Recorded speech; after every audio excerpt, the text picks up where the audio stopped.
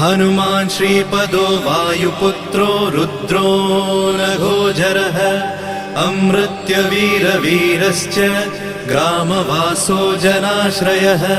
धनदो निर्गुणः शूरो वीरो निधिपतिर्मुनिः पिङ्गाक्षो वरदो वाग्मी सीताशोकविनाशकः शिवः शर्वत्परो व्यक्तो व्यक्तो धराधरः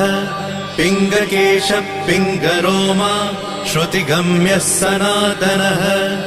अनादिर्भगवान् देवो विश्वहेतुर्जनाश्रयः